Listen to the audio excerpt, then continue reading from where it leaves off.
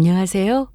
저는 4년의 결혼 생활을 정리하고 이혼한 30대 후반 돌싱녀입니다. 처음 제가 이혼하겠다고 선언했을 때 주위의 반응은 놀라움 그 자체였어요. 겉으로 보기에는 평범한 부부 같을지 모르지만 사실은 그렇지 않았습니다. 살다 보면 이런저런 안 맞는 부분도 있고 연애와 달리 결혼은 현실이다 보니까 치열하게 살면서 다투기도 많이 다투게 됩니다. 그로 인해 사랑이라는 감정보다는 그냥 원수랑 같이 사는 기분이죠. 하지만 이건 어느 부부나 다 겪는 일이기도 하고 이것 때문에 이혼한 건 아니에요.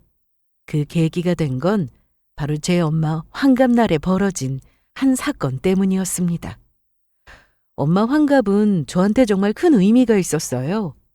평생 자식들 키우느라 자기 자신은 한 번도 제대로 챙기지 못한 분이거든요. 그래서 이번엔 꼭 특별한 날을 만들어드리고 싶었고 남편과 함께 준비해서 엄마를 기쁘게 해드리고 싶었습니다. 엄마의 환갑이 있기 전에 저는 미리 남편에게도 말했어요.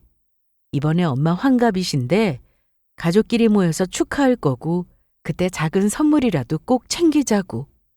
성의만 있어도 엄마가 얼마나 좋아하시겠냐고 했습니다. 제 말을 들은 남편은 알겠다며 고개를 끄덕였기에 저는 당연히 뭔가 준비했을 거라고 믿었어요. 그런데 환갑날 정작 남편은 빈손으로 나타났습니다. 저는 너무 당황해서 조심스럽게 물었어요. 선물 준비 안 했냐고요. 그랬더니 남편이 제게 뭐라고 이야기했는데 지금도 그 말이 머릿속에서 지워지지 않습니다. 글쎄, 자신이 왜 처갓집에 돈을 써야 하냐고, 그냥 각자 효도하면 되는 거 아니냐고 했어요. 그 말을 듣는 순간 제 머리가 멍해졌습니다. 결혼 전에는 친정 식구들에게 잘하던 사람이었는데 결혼하고 나서는 저와 제 가족을 대놓고 무시하는 말을 서슴없이 했어요. 그날 이후 저는 진지하게 이혼을 고민하기 시작했습니다. 100번 양보해서 저한테 그러는 건 괜찮아요. 그냥 내 팔자 내가 꼬았지 생각하고 살면 되니까요. 하지만 친정 부모님에게 그렇게 하는 건 용서가 안 됐습니다.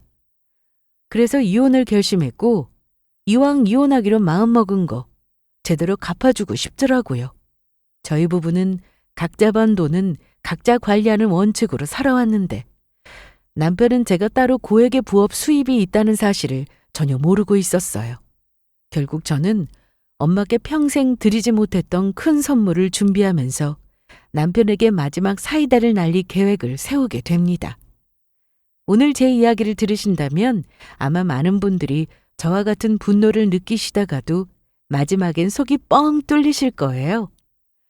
이제부터 제가 어떻게 남편의 본색을 알게 되었고 결국 어떤 결정을 내리게 되었는지 그 과정을 여러분께 들려드리겠습니다.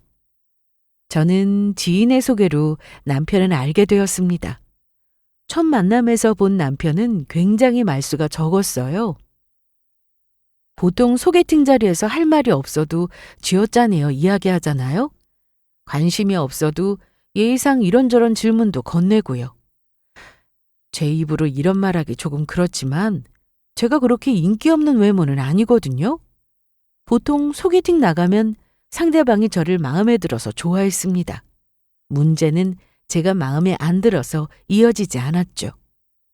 그런데 남편은 우선 외모부터 합격이었어요. 말수가 적은 것 빼고는 외모가 나쁘지 않더라고요. 어느 정도 제가 좋아하는 이상형에 가까운 외모였습니다. 그래서 좋게 보려는데 무슨 무건 수행하는 스님도 아니고 말이 없어도 너무 없는 거예요. 나중에 알게 된 거지만 남편은 제게 첫눈에 반했고 워낙 숫기가 없어서 어떤 말을 해야 할지 몰라 말을 아꼈다고 했습니다.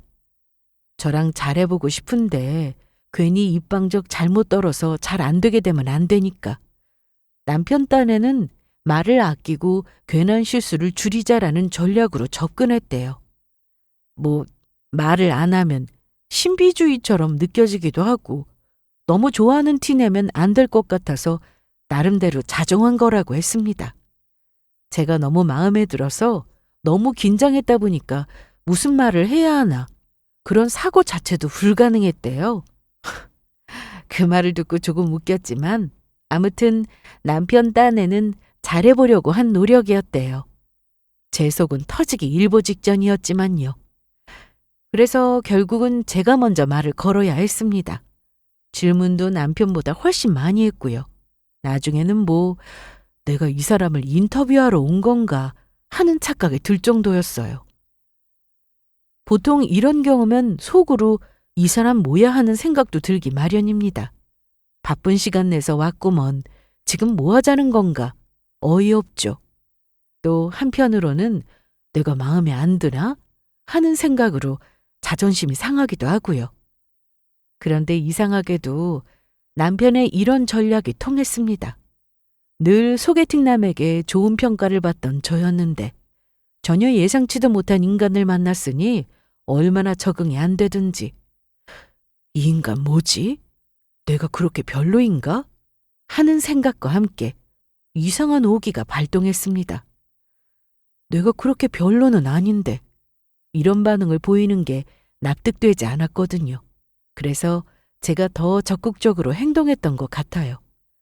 그냥 내가 별로인가 보다 하고 더 이상 대화를 나누지 않고 자리에서 일어나면 그만인데 이놈의 오기가 뭔지 제 팔자 제가 단단히 꼬았습니다. 발로 뻥 찰 때 차더라도 내가 좋은 사람이라는 걸 보여주고 싶었어요. 또 제게 적극적으로 굴지 않는 남편에게 호기심이 발동하기도 했고요. 그래서 이런저런 이야기로 분위기를 주도해 나가는데 기분이 이상했습니다. 떨리는 티를 감추고 제 말에 크게 대꾸하지 않는 남편에게 저는 묘한 기분을 느꼈어요. 말수가 많지 않았지만 묘하게 믿음직스러워 보이기 시작한 겁니다. 그때 남편이 했던 멘트가 아직도 기억나요. 저는 가정을 꾸리면 책임감 있게 살고 싶습니다. 그 한마디에 솔직히 살짝 웃음이 나왔습니다. 갑자기 난데없이 이 말은 왜 하는 거지 싶었거든요. 그런데 남편의 표정에서 확고한 신념 같은 걸 느꼈어요. 책임감 있는 이야기는 누구나 할 수 있는 말이지만 그때 당시 제 눈엔 왠지 진심처럼 보였거든요. 그때 어렴풋이 알겠더라고요. 이 남자 나한테 관심이 없는 게 아니라 어떻게 표현해야 할지 정리가 안 돼서 잘 못한 거구나 하는 것을요. 그러면서 그 남자를 향한 관심은 사그라들지 않았습니다. 수도 없이 이런 말을 던지는 남자들을 많이 봤어요. 그런데 남편의 말은 진심으로 와닿더라고요. 그리고 그때부터 남편은 조심스레 자신의 마음을 표현하기 시작했고 그게 싫지 않았던 저는 남편과의 만남을 이어나갔어요. 그렇게 우리는 연애를 시작했습니다. 결혼 전 남편은 확실히 성실하고 책임감 있는 남자라는 인상을 심어주려 무던히 애썼어요. 그러다 결혼을 약속하게 되면서 저희 부모님을 몇 번 만나게 되었는데 깍듯하게 인사하고 식사 자리에선 지갑을 번쩍 꺼내며 이랬습니다. 사위가 있는데 장인어른 장모님께서 내시면 안 되죠. 오늘은 제가... 남편이 이렇게 말해도 실제로는 남편과 신랑이 하다가 부모님께서 내시는 경우가 많았지만 최소한 내려고 노력하는 제스처만큼은 잊지 않으셨어요. 부모님이 남편을 꽤 좋게 평가하셨습니다. 젊은 사람이 서글서글하고 불편할 텐데 우리에게 잘하려고 노력하는 거 보니 예쁘다고요. 이런 사이라면 괜찮겠다고 좋아하셨고 저 역시 이런 남편이 더 좋아져 결혼에 관한 결심을 확고하게 굳혔죠. 그렇게 저희는 양가 부모님의 축복 속에 결혼했습니다. 그리고 우리는 이런 약속을 하나 했어요. 각자 번 돈은 각자가 알아서 관리하고 생활비는 공동으로 따로 모아서 사용하자고요. 저는 같이 관리해도 상관없었지만 남편이 먼저 이렇게 하는 게 어떻겠냐고 제안했습니다. 크게 상관없었던 저는 긍정적으로 고려하게 되었고 다시 생각해보니 꽤 괜찮은 방법이라 생각했어요. 서로의 경제 생활을 존중하는 방식이니까요. 요즘 젊은 부부들은 거의 다 이렇게 돈 관리하더라고요. 아무튼 그렇게 각자 관리하게 되었는데 생각지도 못한 문제가 발생했습니다. 이 약속은 시간이 흐를수록 남편에게 면죄부처럼 쓰였어요. 생활비만 내고 나머지는 철저하게 자기만 챙기면서 집안일과 제 가족을 향한 책임에서는 슬그머니 발을 빼기 시작한 거죠. 예를 들어 집안일을 부탁하면 꼭 이런 소리를 했습니다. 당신 일을 왜 나한테 부탁해? 뭐? 집안일에 내 일, 당신 일이 어디 있어? 같이 하는 거지. 남자가 집안일하는 거 알면 우리 엄마 쓰러지셔. 아무래도 나보다는 당신이 더 꼼꼼하게 잘하잖아. 그리고 명절이나 어디 갈 때면 항상 내가 운전하잖아. 그럼 집안일은 당신이 더 신경 써야 하는 거 아니야? 그래야 공평하지. 남편의 말은 이랬어요. 본인이 맡아서 하는 일이 있으니 나머지는 저더러 알아서 하라는 식이었습니다. 이 말을 듣고 진짜 어이없어서 입이 안 다물어지더라고요. 아니, 누가 운전하라고 등 떠밀었대요? 운전 안 하면 죽이겠다고 칼차고 협박이라도 했냐고요. 자기가 좋아서 하겠다고 하길래 그러려니 한 거고. 저보다 남편이 운전을 더 잘하니까 본인이 하겠다고 할 때 알겠다고 한 게 답니다. 그런데 남편은 본인이 희생했으니 저는 다른 걸 더 챙겨야 하지 않겠냐고 했어요. 그러면서 공평을 따지더군요. 더 어이가 없는 건 똑같이 맞벌이 하더라도 여자가 집안일을 더 챙기면 남편 내조에도 힘쓸 거고 그러다 보면 저를 든든하게 생각하지 않겠냐고 했어요. 듣는 순간 와, 이 남자 개그맨 기질 있네 싶었습니다. 하도 어이가 없어서 웃음이 났지만 그게 마냥 웃을 일은 아니었죠. 이것뿐만이 아니에요. 결혼 전에는 그렇게 든든한 사위처럼 굴던 사람이 결혼 후에는 제 친정과 거리를 두기 시작했습니다. 가끔 친정 식구들과 식사 자리가 있을 때면 남편은 이상하게도 절대 지갑을 꺼내지 않았습니다. 심지어 제가 눈빛으로 눈치를 줘도 고개를 돌려 모른 척 딴청을 피웠어요. 그러면서 정작 본인 부모님과 함께 식사할 땐 오히려 생색내듯 계산을 척척 하더군요. 이로써 알게 됐습니다. 남편은 처가 식구들은 나 몰라라 하고 본인 가족들만 챙기고 돈다는 것을요. 언제는 장인 장모님을 친부모로 생각하고 깍듯하게 모실 거라고 하더니 결혼하고 나서 입을 싹 닫더라고요. 친부모는 무슨 아주 남보다 못한 사이였습니다. 그러다 어느 날 엄마 환갑날이 다가왔습니다. 저는 남편에게 여러 번 이야기했어요. 이번에 엄마 환갑이니까 작은 선물이라도 꼭 챙기라고요. 성의만 보여도 엄마가 무척이나 기뻐할 거라고 했습니다. 앞서 말씀드렸지만 우리는 결혼하고 나서 각자 돈 관리하자고 약속했어요. 그리고 또 하나, 양가 부모님에게 드리는 용돈은 매년 2번 정도 상반기에 1번, 하반기에 1번 드리기로 약속했습니다. 드리는 돈은 반반씩 부담하기로 했고요. 그렇다 보니 명절에 맞춰서 용돈을 드리게 됐고 엄마 환갑 때 용돈을 드리지 못하는 상황이었어요. 저야 엄마에게 용돈을 따로 챙겨드릴 수 있지만 그래도 남편이 작게라도 준비해오면 좋을 것 같아서 그렇게 해달라고 부탁했습니다. 친정부모님이 저희가 어떻게 돈 관리하는지 1년에 딱 2번만 용돈 드리는 걸 아시기 때문에 남편에게 작은 선물이라도 준비하면 좋을 것 같다고 했어요. 그러면 저도 시부모님 환갑 때 그렇게 하겠다고 했어요. 그랬더니 남편은 알겠다며 준비하겠다고 했고 저는 그 대답에 안도했습니다. 남편 입으로 알겠다고 이야기했고 아무리 그래도 환갑인데 내 말대로 작은 성이라도 보이겠지 생각하고 그렇게 믿었어요. 그런데 남편은 그런 제 믿음을 산산이 조각내버렸습니다. 엄마의 환갑날 가족들이 모인 자리에서 남편은 빈손으로 나타났거든요. 이날 남편은 일이 있어서 뒤늦게 합류했어요. 저 먼저 친정집에 도착해서 식구들과 남편을 기다리며 식사 준비를 하고 있었습니다. 그렇게 어느 정도 생신상이 차려지자 남편이 도착했어요. 그런데 남편 손에 아무것도 없더라고요. 순간 뭐지 싶어서 두리번거리며 찾아봤는데 아무것도 들려있지 않았습니다. 그래서 남편이 서프라이즈로 숨겨놓았겠지. 약속한 게 있는데 빈손으로 올 리 없다고 생각하고 믿고 기다렸어요. 엄마의 환갑날, 집안 분위기는 분명 축제 같아야 했습니다. 평생 가족들을 위해 헌신하신 엄마에게 작은 보답이라도 해드리고 싶었거든요. 저는 미리 준비해둔 용돈 봉투와 꽃다발을 건네며 축하 인사를 드렸습니다. 엄마, 환갑 축하해. 오래오래 건강해. 엄마는 눈가가 촉촉해지며 웃으셨습니다. 그리고 이렇게 축하해주는 것만으로도 고마운데 뭘 이런 걸 준비했냐며 고맙다고 하셨어요. 그 모습을 보니 저는 괜히 울컥했습니다. 친정 식구들은 하나둘 엄마에게 준비한 선물을 건넸어요. 엄마는 정말 크게 기뻐하셨습니다. 고생해서 자식 키운 보람이 있다며 한바구음을 지으셨어요. 그런데 뭔가 이상했습니다. 제 옆에 앉아있는 남편은 시종일관 태연했거든요.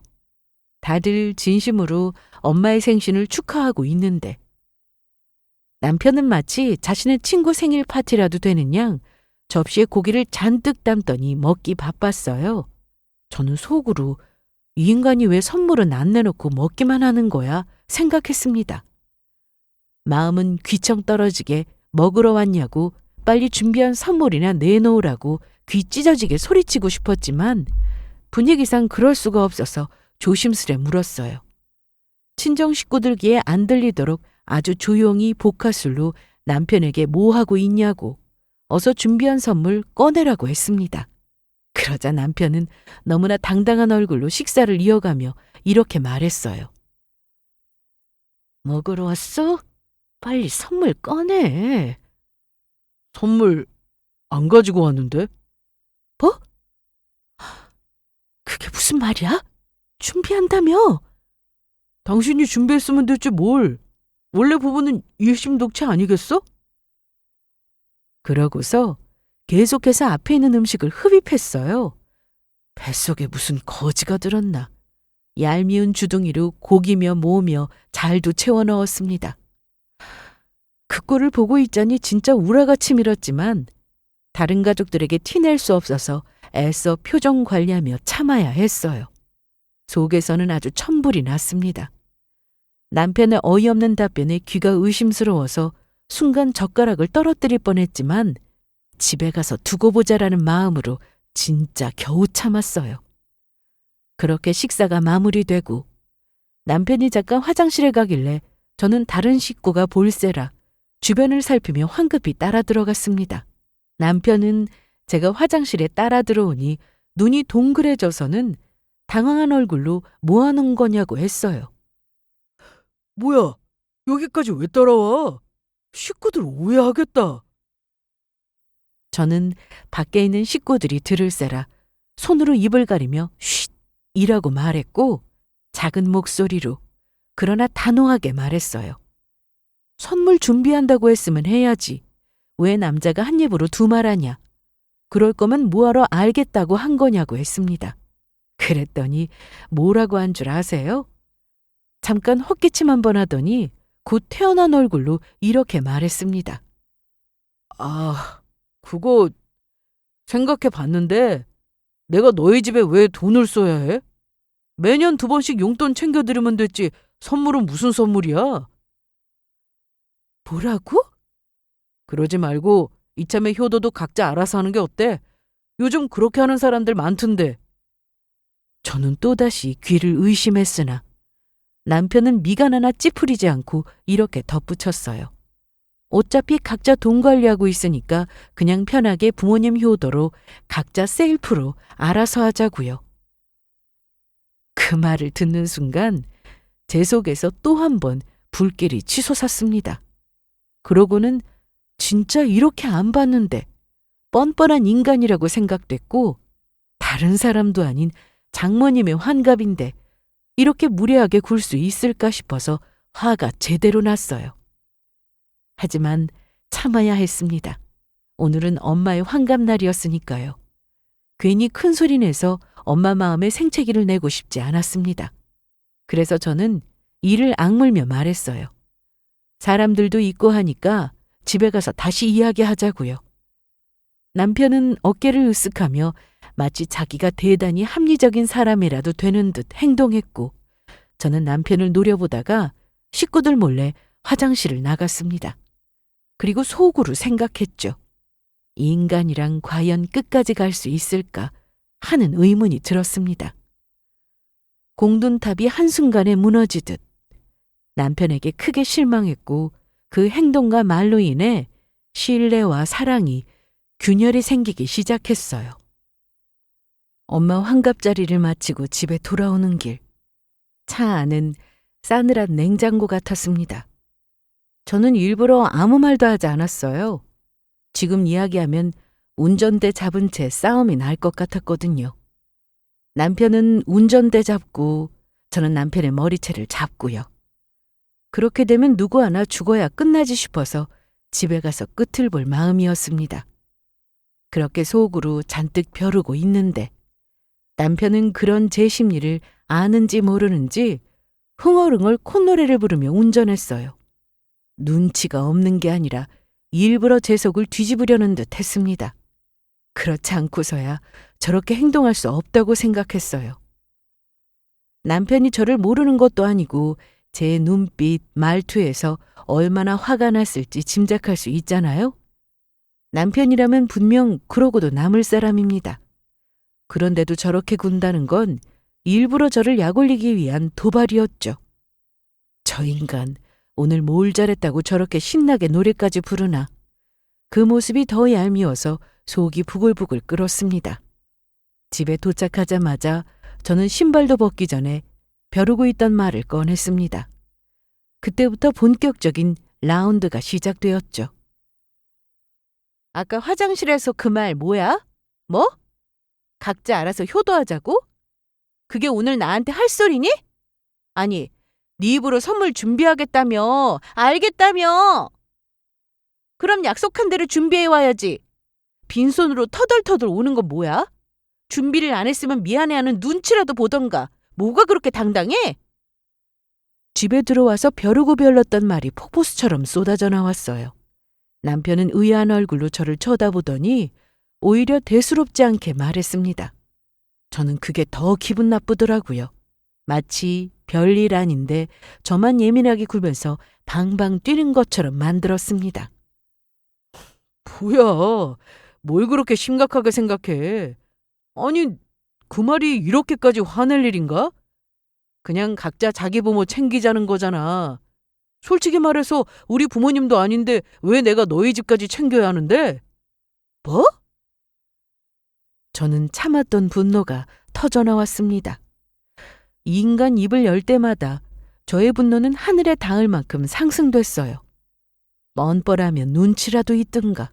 제가 엄청 화가 난 상태인 걸 알면서도 남편은 할 말 못할 말 구별하지 못하고 자신의 생각을 마구 던져댔습니다.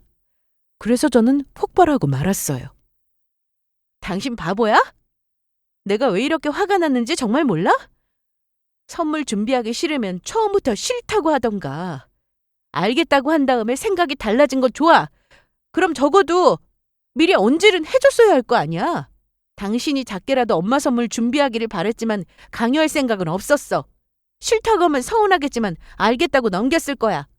그런데 알겠다고 했잖아. 근데 뭐 이렇게 당당해? 빈손으로 와놓고선 그런 말을 당당하게 하니? 그건 배신이야. 제 말을 들은 남편은 되려 어이가 없다는 듯 웃다가 팔짱을 끼며 이렇게 말했어요. 그게 어떻게 배신이냐? 나는 그냥 솔직했을 뿐이다.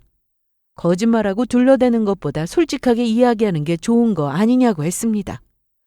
그리고 솔직히 객관적으로 처갓집이 본인한테 무슨 도움이 되냐고 했습니다. 있으면 어디 말해보라고 하더군요. 그 말에 어이가 없어서 말문이 막히자 남편은 거 보라고 없지 않냐고 기세등등하게 이야기했어요. 아무 도움도 안 되는데 괜히 돈 써서 생색낼 필요가 뭐가 있냐고요. 더군다나 축하하는 마음이면 됐지 꼭 선물을 준비할 필요가 있냐고 했습니다. 그 말에 저는 두 눈이 휘둥그레졌어요. 이 인간은 우리 가족을 철저히 계산기처럼 대하는구나 싶더라고요.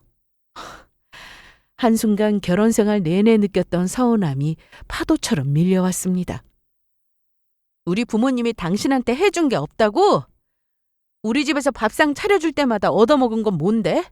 사위 왔다고 당신 좋아하는 걸로 이것저것 상다리 부러지게 챙겨주신 건 뭐냐고? 내가 엄마한테 얻어온 반찬으로 당신 도시락 싸준 건 또 뭐고?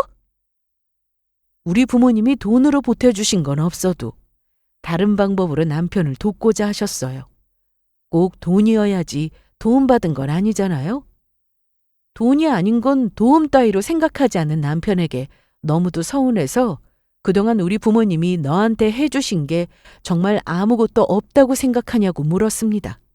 그러자 남편은 그 정도는 어느 장인 장모가 사위한테 다 하는 거 아니냐고, 사위 위해서 장모님이 밥 한 끼 해주는 건 일도 아니라고 했습니다. 그걸 가지고 도움이라고 말하는 게 웃기다는 듯이 반응했어요. 전 황당해서 웃음이 새어나왔습니다. 흔한 일이니까 당연하게 생각하는 게 잘못됐다며 그렇게 생각하니까 지금 문제가 되는 거라고 남편의 말을 지적했습니다. 남편은 제 말에 조금은 불편한 표정을 지었지만 이내 태연하게 앉아서 그러더군요. 그렇게 생각하면 어쩔 수 없지만 본인은 그냥 효도는 현실적으로 하는 게 나을 것 같아서 그렇게 말한 거라고 했어요. 그래서 제가 그랬죠. 네가 말하는 현실적인 건 결국 네 돈 안 쓰고 책임 안 지겠다는 변명일 뿐이라고요. 제 목소리는 점점 높아졌고 손까지 덜덜 떨렸습니다. 남편은 오히려 태연하게 TV를 켜며 흥분하지 말라고, 장모님 환갑자리 즐겁게 마무리됐으면 됐지 뭐 그렇게 예민하게 굴 필요 있냐고요. 진짜 웃기는 인간이죠? 저는 속이 나만하질 않는데 본인은 즐겁게 마무리된 줄 알더라고요. 그래서 사자호 같은 한 방을 내질렀습니다. 엄마한테 너 같은 사위를 만들어준 게 내 인생에서 가장 큰 흑역사라고요. 그날 밤의 싸움은 쉽게 끝나지 않았습니다.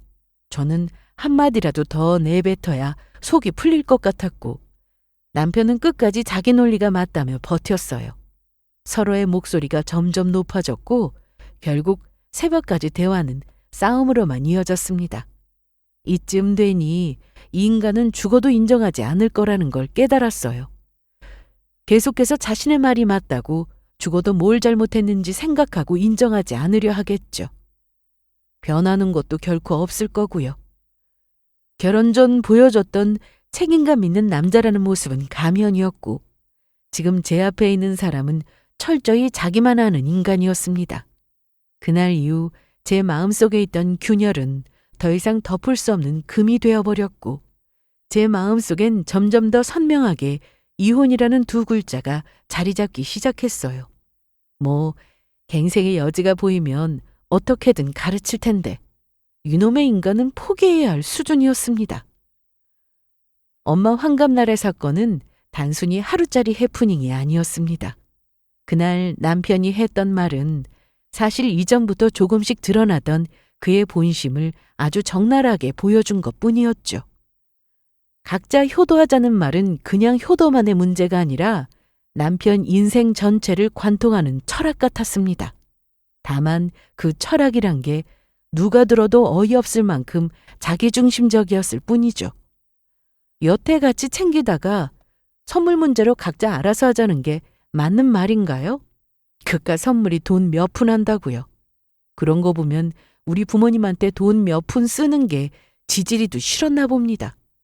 친정엄마의 환갑날 빈손으로 나타난 것도 모자라 내가 너희 집에 왜 돈을 써야 하냐고 당당하게 말한 남편을 보며 이건 단순히 선물 하나의 문제가 아니라는 걸 깨달았어요. 남편이라는 사람의 가치관, 태도, 본심이 통째로 드러난 사건이었죠. 결혼 전에는 장인 장모님을 친부모처럼 모실 거라더니 이제 와서는 내 부모는 남보다 못한 존재가 되어 있었습니다. 앞에 말씀드렸지만 저한테 못하는 건 상관없어요. 저 스스로 남자 보는 눈이 별로였다고 위안 삼으면 되니까요. 그런데 우리 부모님한테 그러는 건 안 됩니다. 이건 제 소중한 부모님을 모욕하는 것과 다름없어요. 평생 자신만 바라보고 살아오신 엄마, 그런 엄마의 환갑날 남편의 빈손과 뻔뻔한 말은 제 마음속 마지막 끈을 끊어버렸습니다. 그날 이후 저는 더 이상 희망을 보지 못했습니다. 이혼이라는 그 두 글자가 제 머릿속에서 아주 선명하게 새겨졌어요. 갱생의 여지도 없고 포기해야 할 인간이라는 걸 뼈저리게 느끼게 되었죠. 엄마 환갑날 사건 이후 제 안에서 뭔가가 단단히 끊어졌습니다. 남편이 그토록 자랑스럽게 내뱉던 각자 효도하자는 말이 자꾸 맴돌았고 결국 제 안에 복수심을 일깨웠어요. 좋다. 그렇게 각자를 원한다면 나도 각자로 살겠다는 마음이 강하게 들었고 그때부터 서서히 하지만 확실하게 남편을 각자 하는 삶에 끌어들이기 시작했습니다. 진짜 각자 하는 게 뭔지 제대로 보여줄 생각이었어요. 첫 번째는 집안일이었습니다. 앞서 말씀드렸지만 그동안은 그 인간은 손 하나 까딱 안 하고 저한테 집안일을 다 미뤘잖아요. 빨래, 청소, 설거지 등등. 맞벌이임에도 불구하고 많은 것들이 제 몫이었죠. 하지만 이제는 달랐습니다. 본인 입으로 먼저 각자 하자고 했으니 집안일도 철저하게 각자 알아서 해야겠더라고요. 그래서 세탁기 돌릴 때 제 옷만 세탁망에 넣어서 돌렸습니다. 남편 옷은 그대로 세탁기 옆에 방치해뒀고요. 예쁘게 두지도 않았어요. 남편이 벗어놓은 대로 잔뜩 뭉쳐서 아무렇게나 둬버렸습니다. 뭐 예쁘다고 그 인간 옷을 세탁해주겠어요? 며칠 뒤 남편은 양말을 찾다가 짜증을 냈습니다. 아니, 양말이 왜 이렇게 없어? 당신 빨래 안 했어? 아니, 빨래 했는데? 근데 양말이 왜 없어? 당신 건 많은데 내 건 하나도 없잖아. 아, 당신 거. 그건 빨래통에 있지? 뭐? 아, 빨래 했다며? 그래, 빨래 했다고, 내 것만. 당신 건 당신이 해야지. 각자 하자며. 남편은 그제야 당황한 얼굴로 저를 바라봤습니다. 하지만 저는 태연하게 화장대서 로션을 바르며 말했어요. 나는 내 몫만 챙겨서 세탁했다고요. 네가 먼저 각자 알아서 효도하자고 하지 않았냐. 곰곰이 생각해보니까 집안일 역시 각자 알아서 하는 게 맞는 것 같아서 앞으로 그렇게 하자고 했습니다. 나는 내 것만 딱 챙길 거니까 네 건 네가 알아서 하라고 했어요. 그게 마음에 안 들었는지 남편은 뭐라고 말하려고 했지만 저는 듣고 싶지 않다는 듯 자리에서 일어나 거실로 향했습니다. 그렇게 빨래 사건은 넘어갔고 다음은 식사 문제였어요. 빨래를 각자 알아서 하자고 했으니 식사도 예외는 아니었죠. 전에는 남편 저녁까지 챙겨놓고 기다리곤 했지만 이제는 제 밥상만 딱 차렸습니다. 김치찌개를 맛있게 끓여서 제 앞에만 밥그릇을 놓았고 반찬도 제 접시만 예쁘게 담았어요. 퇴근하고 들어온 남편이 냄새를 맡고 물었습니다. 오, 김치찌개네. 내 밥은? 없는데? 없다고? 아니, 왜 없어? 아니, 각자 하기로 했잖아. 그래서 딱 내가 먹을 만큼만 했지. 당신은 당신이 알아서 챙겨 먹어. 저기 라면 있더라. 그거 끓여 먹으면 되겠네. 남편은 한동안 제 얼굴을 보다가 결국 투덜거리며 냉장고를 뒤져 김치를 꺼내고 컵라면을 꺼냈습니다. 라면에 물 붓는 뒷모습을 보는데 왠지 모르게 통쾌하더군요. 그렇게 라면과 김치를 식탁 위에 올려놓고 라면이 있기를 기다리면서 맛있게 식사하는 저를 노려보다가 이내 부러운 듯 군침을 흘렸어요. 그리고 라면이 익자 저한테 일부러 라면 냄새를 풍기려고 있는 힘껏 호호 바람을 불며 먹더군요. 네가 끓인 김치찌개 안 먹어도 맛있는 라면 먹으면 그만이라는 것처럼요. 그러면서 젓가락으로 김치를 집으려고 하길래 김치통을 들어서 제 앞에 가져다 놨어요. 그리고는 남편한테 이렇게 말했습니다. 이거 우리 엄마가 담근 김치야. 당신이 우리 엄마 김치 맛있다고 해서 엄마가 잔뜩 담가주신 김치. 도움도 안 되는 장모님 김치는 뭐하러 먹으려고. 우리 엄마 거니까 어머님 김치 가져와서 먹어. 아이, 진짜 치사하게 이럴래? 이깟 김치가 뭐 대수라고. 장모님이 나 먹으라고 담가주신 건데 왜 당신이 못 먹게 해? 우리 엄마 거니까. 도움도 안 되는 장모님 김치를 뭐하러 먹어? 먹지 마. 먹어봤자 도움도 안 되잖아. 제 말에 화를 참는 남편의 표정은 참 볼만했습니다. 불구락 푸르락 해서는 잔뜩 심술난 표정이었어요. 남편은 라면 먹으려면 김치가 필요한데 이번에만 그냥 먹게 해달라고 했고 저는 싫다며 절대로 김치통을 넘기지 않았습니다. 그리고 그렇게 먹고 싶으면 어머님한테 김치 받아오라고 했더니 지금 당장 어떻게 받아오냐고 버럭 화를 내다가 이내 장모님 김치가 더 맛있다고 하더라고요. 사실 남편이 저희 엄마 음식 솜씨에 환장했거든요. 왜냐하면 어머님이 요리를 참 못하십니다. 이 요리라는 게 그냥 보고 따라하면 어느 정도 맛은 나오잖아요. 그런데 시모는 진짜 입 앞에까지 떠먹여줘도 요리를 못하세요. 이런 말하기 그렇지만 지지리도 못하십니다. 늦은 시간에 본가 가서 김치를 얻어오는 것도 웃기지만 본인 엄마의 맛없는 김치를 얻어오고 싶지 않았겠죠. 그 맛없는 걸 어떻게 먹냐고 하길래 그건 당신 사정이지 왜 나한테 따지냐고 했어요. 어머님 김치 먹기 싫으면 사다 먹으라고 했습니다. 남편은 치사하다면서 구시렁거렸고 저는 네가 먼저 치사하게 군 건 생각 안 나냐고 한마디를 안 지며 남편을 약올렸어요. 아직 제가 계획한 복수는 시작도 안 했지만 남편의 표정을 보니 나름대로 통쾌했습니다. 하지만 진짜 클라이맥스는 이제부터예요. 바로 시댁 행사. 명절이면 늘 제 손이 부르트도록 전을 부치고 제사상 차리느라 허리가 휘곤했죠. 하지만 이제는 아닙니다. 각자 효도하자고 했는데 제가 제사상 차릴 필요 있나요? 시모에게서 전화가 왔어요. 이번 주말에 제사 있으니까 일찍 오라고요. 저는 망설임 없이 대답했습니다. 어머니, 저 못 가요. 이제는 어머님이 혼자 하셔야 돼요. 남편이 그러더라고요. 각자 알아서 효도하자고. 저는 그 시간에 친정부모님 얼굴이라도 한 번 더 보려고요.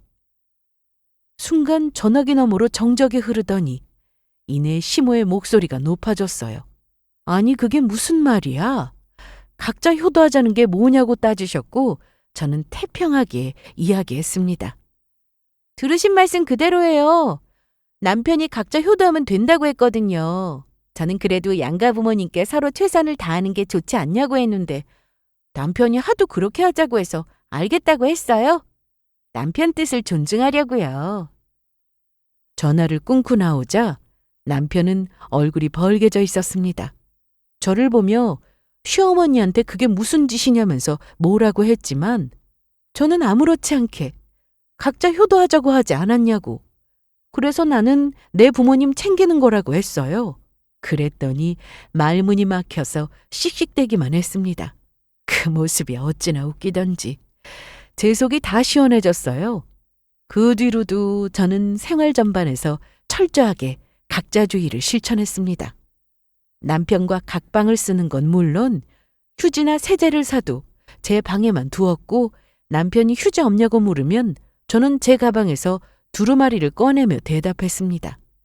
여기 있기는 한데 이거는 내 거니까 필요하면 사서 쓰라고요. 처음에는 제가 얼마 못 갈 줄 알았나 봐요.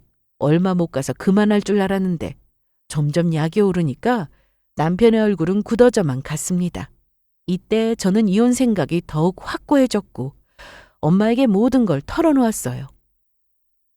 엄마 환갑날 남편이 빈손으로 온 일, 화장실에서 뻔뻔하게 내뱉은 각자 효도하자는 말, 집에 와서 싸운 것, 그리고 이후 집안일도 돈 문제도 전부 자기만 챙기려는 남편의 태도까지 말을 하면서 목이 메었고 눈물이 흘러내렸습니다. 그동안 혼자 사귀었던 분노와 서러움이 엄마 앞에서 터져나온 거죠. 엄마는 제 손을 꼭 잡으며 그동안 얼마나 속상했겠냐고 이혼하라고 하셨어요. 그 말에 제 가슴이 뻥 뚫리는 듯 했습니다. 누구보다도 저를 걱정할 엄마가 이렇게 말해주니 제 결심은 더 단단해졌어요. 그리고 마지막을 화려하게 장식할 복수를 계획했습니다.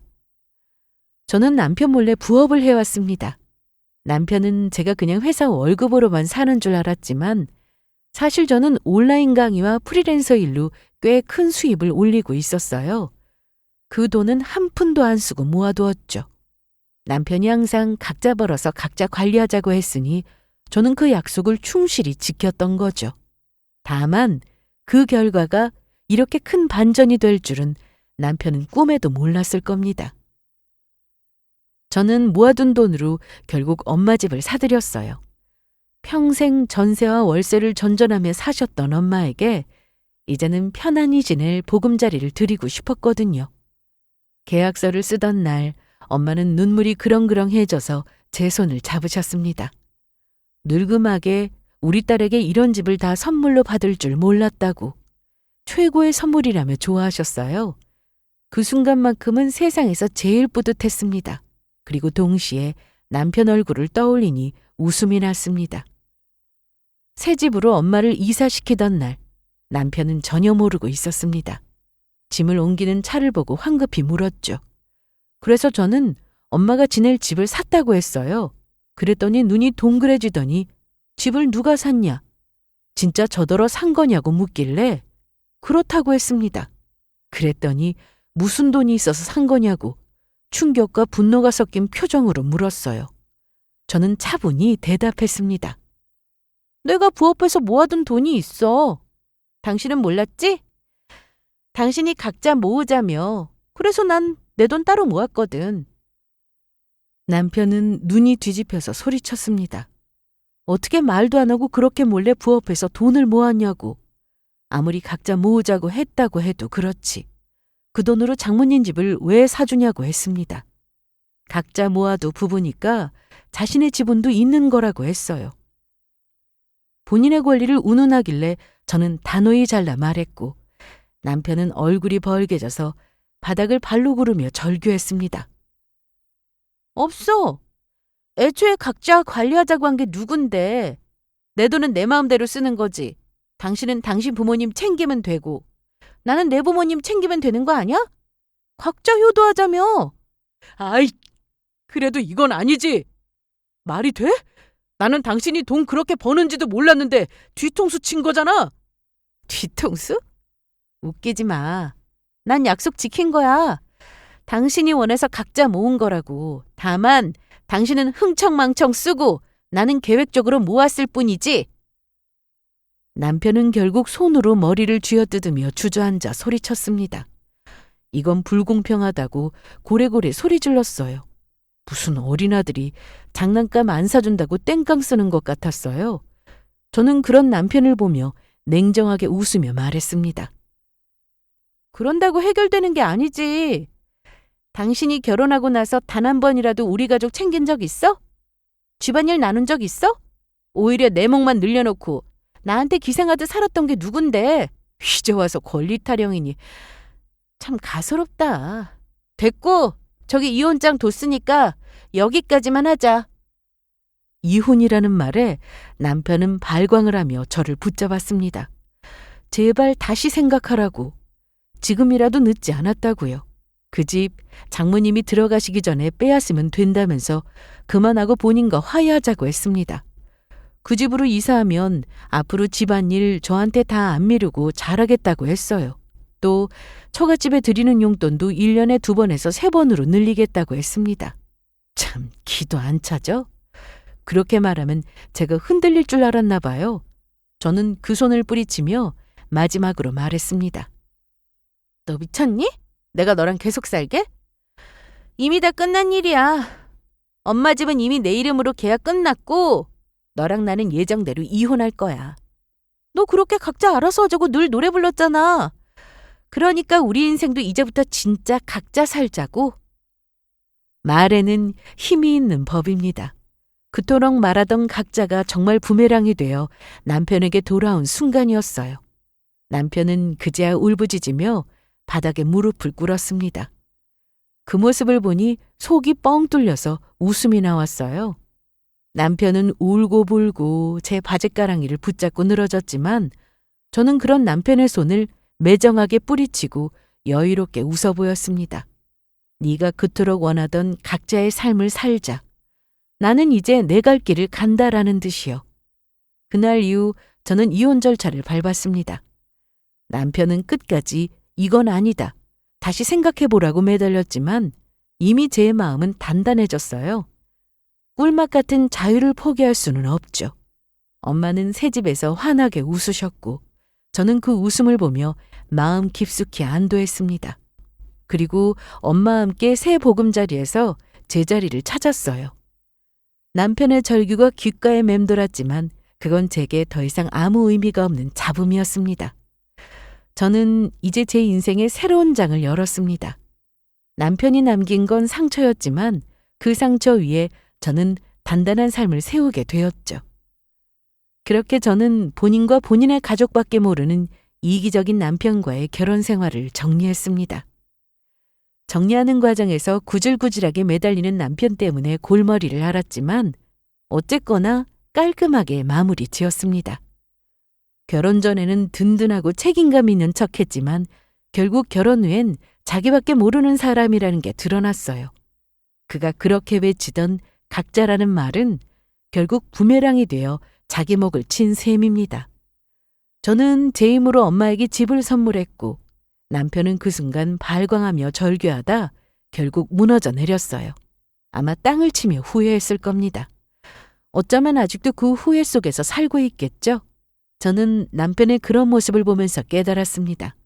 아무리 가까운 사이라 해도 진심 없는 사람에게 기대는 건 제 무덤을 파는 일이라는 걸요. 지금 저는 제 결정을 후회하지 않습니다. 차라리 늦기 전에 정리했기에 앞으로는 제 삶을 당당히 살아갈 수 있다고 생각해요. 혹시 이 글을 보시는 분들 중에서도 남의 가면에 속아 힘들게 사시는 분들이 있다면 말씀드리고 싶습니다. 사랑은 서로를 존중할 때 유지되는 거지 일방적인 희생으로는 결코 버틸 수 없다는 것을요. 그럼 지금까지 저의 긴 사연을 들어주셔서 감사합니다.